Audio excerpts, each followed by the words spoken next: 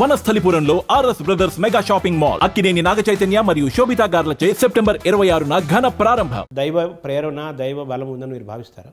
డెఫినెట్గానండి. దైవ బలం లేకుండా మనం ఏమీ చేయలేము. గీతలో చెప్పినట్టుగా నీ శ్రమ నువ్వు పడు, ఫలితం గురించి ఆలోచించుకో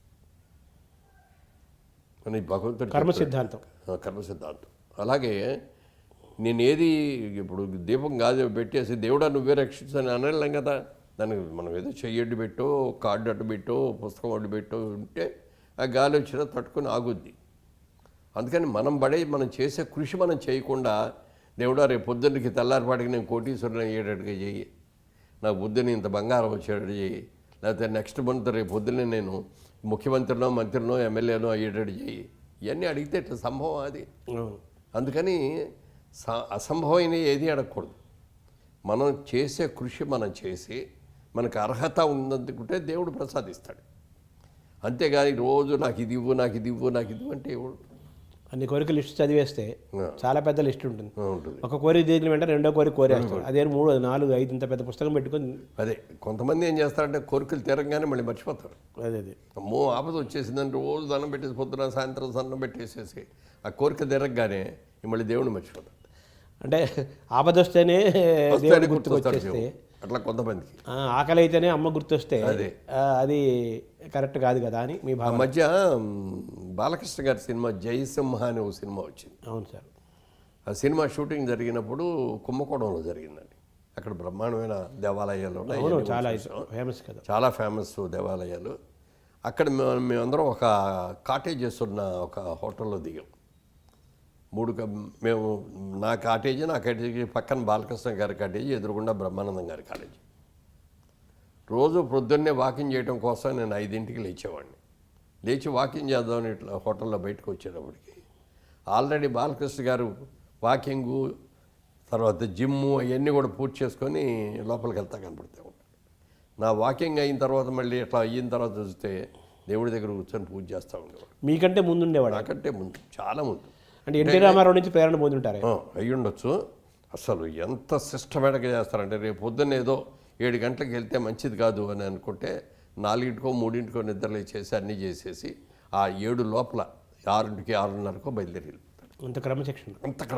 అంటే బహుశా ఎన్టీ రామారావు అదే చేసేవారు. ఆయనే ప్రేరణ. అంటే ఆయనకి ఈ తిథులు, నక్షత్రాలు, మంచులు, చెడులు, ఏ రోజు ఎటు వెళ్ళాలి, ఏ రోజు ఎటు పక్క వెళ్ళకూడదు, ఇవన్నీ కూడా తెలుసు బాగా. అవన్నీ ఆచరిస్తాడు ఆయన. అలా చేసేవారు.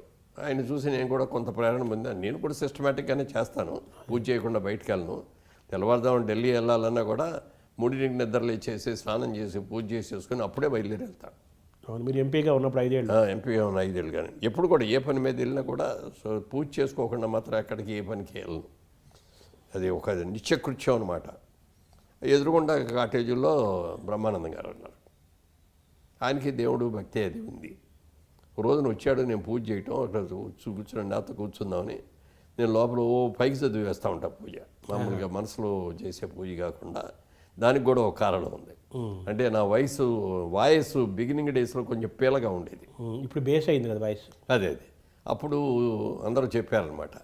చెప్పి ఇట్లా బాగా కొంచెం నువ్వు ప్రాక్టీస్ చేసుకోవాలి, వాయిస్ ప్రాక్టీసు, వోకల్ ఎక్సర్సైజ్ చేయాలి, వోకల్ ఎక్సర్సైజ్ చేస్తే కానీ ఇది రాదు అని చెప్పి దానికి అయ్యో కొన్ని చెప్పారు. ఆ చెప్పిన దాంట్లో నేను అన్వయించుకున్న దాంట్లో ఒకటి పూజ. రోజు పూజ చేసేటప్పుడు బాగా బిగ్గరగా చదవాలి. అంటే మామూలుగా చదువుడు. ఆ చదువుతా అంటే మనకి కొంత ఏమంటారు అయ్యి ఫ్రీ అవుతుంటాయి. గొంతుకు సంబంధించిన ఇవన్నీ కూడా ఫ్రీ చేసాం. అది కొన్నాళ్ళకి అది కరెక్ట్గా సెట్ అయింది. అది అట్లా పెట్టమని అందుకని ఆ రోజున అట్లాగే చేసుకుంటాను. ఇప్పటికీ అలా ఉన్నారా? ఇప్పటికీ అదే. అంటే మరీ బిగ్గరగా కాదు కానీ పైకే చదువుతాం.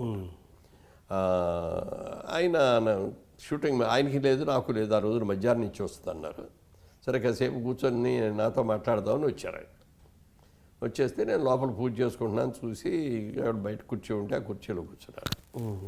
ఇంకా అయిపోద్ది అని ఎదురు చూస్తున్నాడు. అవలా ఏవో అందరు దేవుళ్ళు వరుస పెట్టి నేను స్తోత్రాలు చేసుకుంటా వెళ్తున్నాను.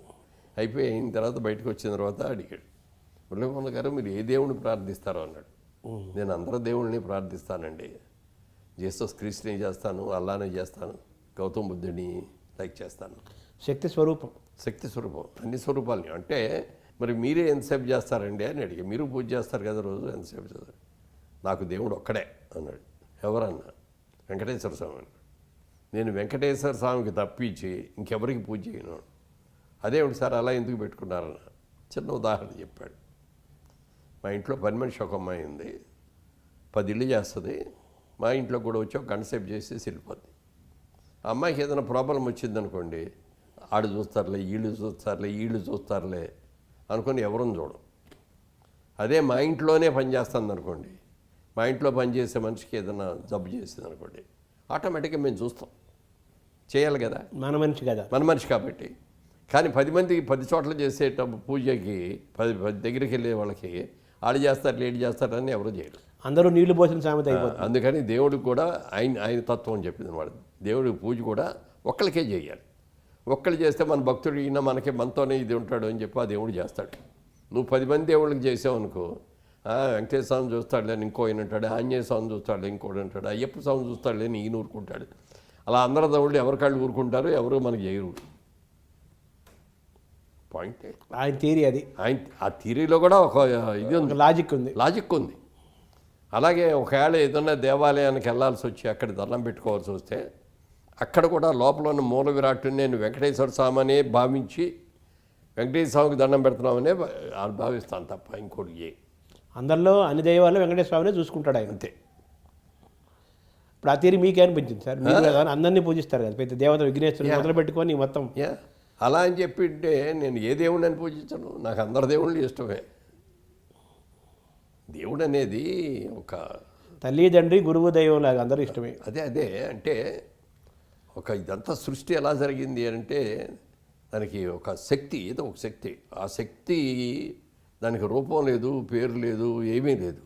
కానీ మన పూజ ఆధ్యాత్మికం వాళ్ళకి మీద కాన్సన్ట్రేట్ చేయాలి. ఈ దేవుడి మీద కాన్సన్ట్రేట్ చేయాలంటే ఆ దేవుడికి ఒక రూపం కావాలి, అది పూజ గురిలో ఆ ఫోటో ఏదో కావాలి.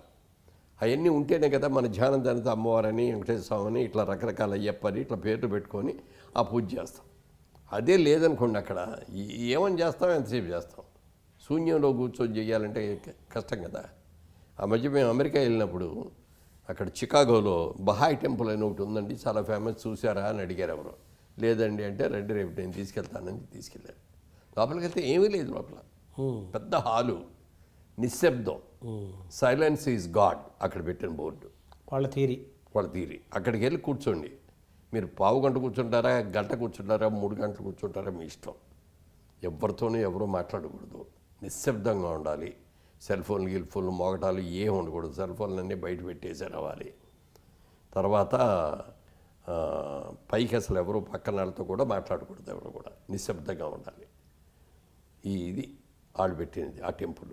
చూస్తే చాలామంది వస్తున్నారు, అట్లా కాముగా కూర్చుంటున్నారు, జపం చేసుకుంటున్నారు, ఏదో వాళ్ళ పద్ధతిలో వాళ్ళు చేసుకుంటున్నారు. కానీ మనకు కాన్సన్ట్రేషన్ కుదరదు. అది బాగా ప్రాక్టీస్ చేస్తే తప్ప చాలా కష్టం అది. అందుకని మనం దేవుణ్ణి పెట్టుకుంటాం.